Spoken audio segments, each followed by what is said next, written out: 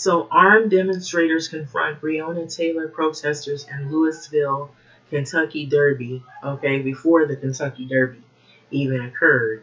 And so there was a huge demonstration, and it I, from what I'm going to read, I believe it became violent. And so here is what I've been talking about. You have these militia people and these demonstrators that come out to peaceful protest, and they infiltrate, or they don't even infiltrate anymore. They come out in who they are. If they're for Trump, if they're a white nationalist group, if they're a hate group that hates blacks, they come out in full force in militia gear and rifles. And they're ready to kill. And so Ben Tobin, Bailey, Loosemore, Sarah Ladd, and Billy Coben, Matthew Blockwicki, Louisville Courier-Journal. So this is September 5th. So Louisville, Kentucky. Those Saturday evenings, 146 Kentucky Derby will lack spectators, though horses, jockeys, and trainers will be far from alone in Louisville. So on Saturday afternoon, armed demonstrators organized by Dylan Stevens, an online personality known as the Angry Viking, confronted protesters who were demanding justice for the shooting of the death of Breonna Taylor during a police raid. A botched police raid, that is. So the Taylor protesters are calling for the Derby to be canceled. So the Taylor activists chanted, say her name, Breonna Taylor. And the armed group, which had convened earlier at the downtown park, responded by chanting All Lives Matter, USA, and Back the Blue, referring to police groups. Groups exchanged heated words with one another, but there were no major physical altercations, is what they said. That's not what I heard.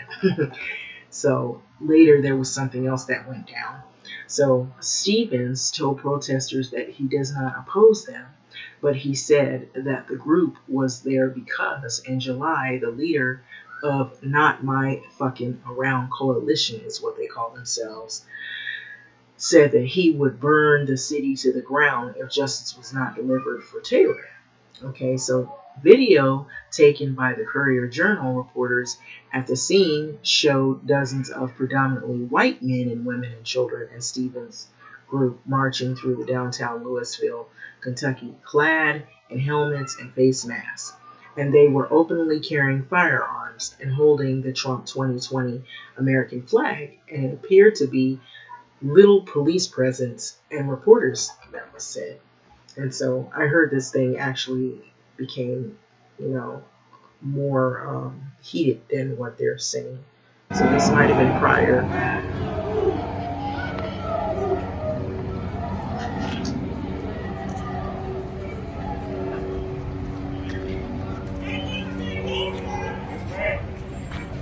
So there's no police presence for these people with armed firearms and rifles. And they're white.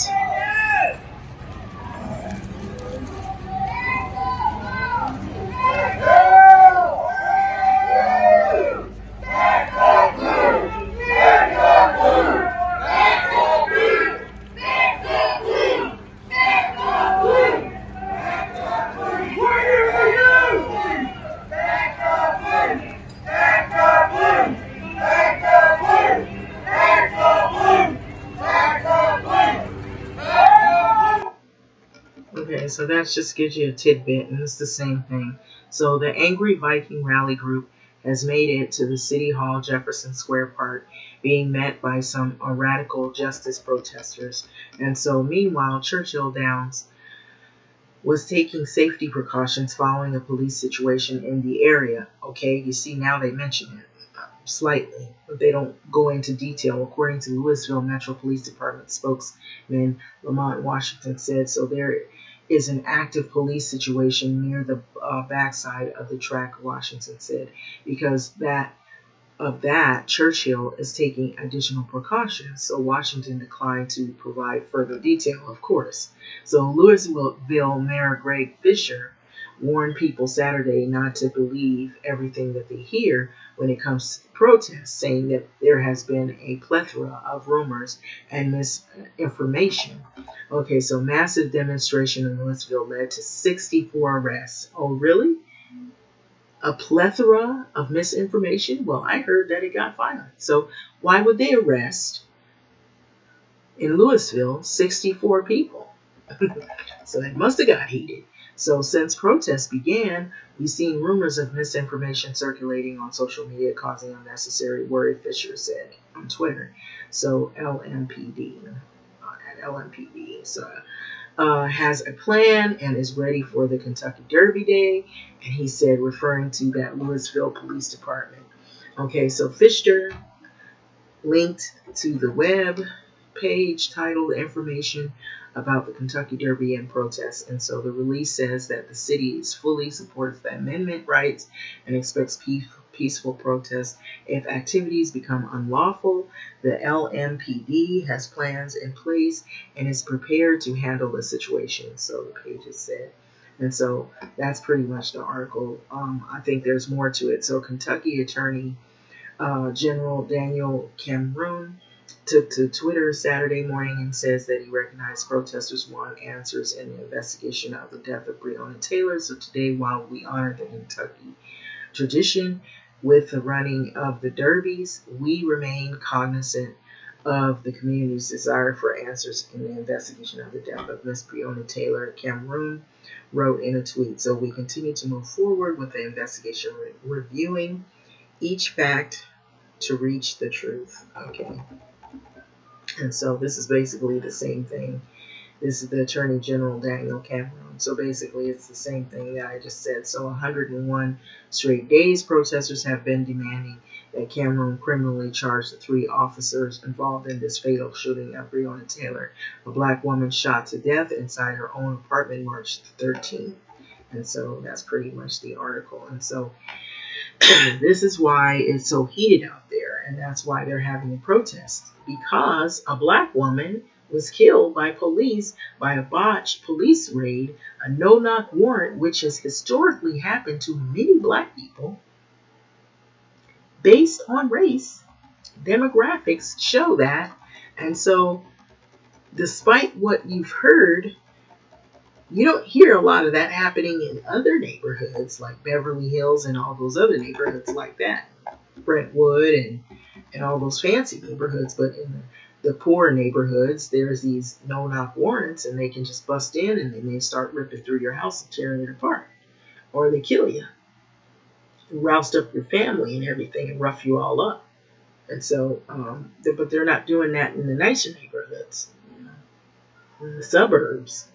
Stuff like that. So anyway, having said that, I'm going to let this video go, but they have been killing protesters, and they've been putting them in unmarked vehicles, and they've been rousting them up and roughing them up, and they've been calling them protesters that are anti-racist protesters criminals and BLM terrorist groups, when they're really trying to fight against racism and this type of stuff, you know.